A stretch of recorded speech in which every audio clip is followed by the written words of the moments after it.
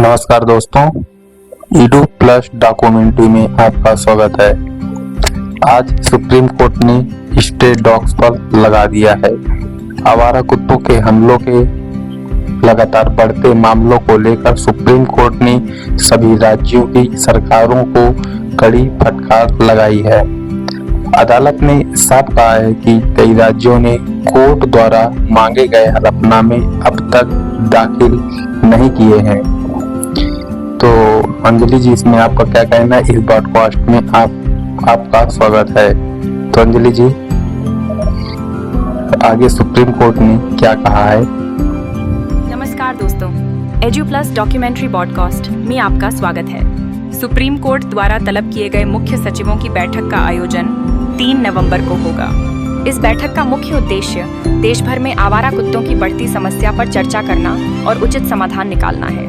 इस संदर्भ में पश्चिम बंगाल और तेलंगाना जैसे राज्यों ने पहले से हलफनामा दाखिल कर दिया है, इसलिए उन्हें इस महत्वपूर्ण बैठक में शामिल नहीं होना पड़ेगा।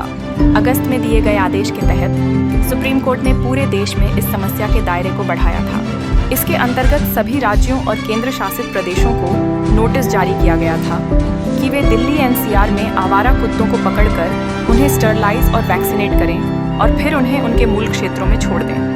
यह कदम आवारा कुत्तों के हमलों को नियंत्रित करने के लिए उठाया गया था।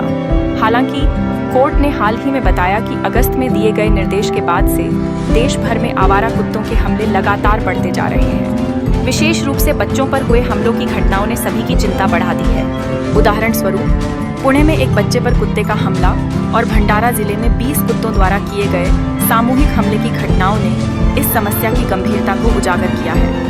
सुप्रीम कोर्ट ने इसे न केवल जनता के लिए खतरा बताया है, बल्कि देश की छवि पर इसके नकारात्मक प्रभाव की भी ओर इशारा किया है। अदालत ने राज्यों को चेतावनी दी है कि हलफनामा दाखिल करने में हुई देरी को स्वीकार नहीं किया जाएगा।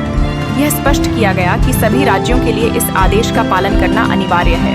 अब 3 नवंबर को राज्यों के मुख्य सचिव उपस्थित रहेंगे और हलफनामों की स्थिति की जानकारी देंगे।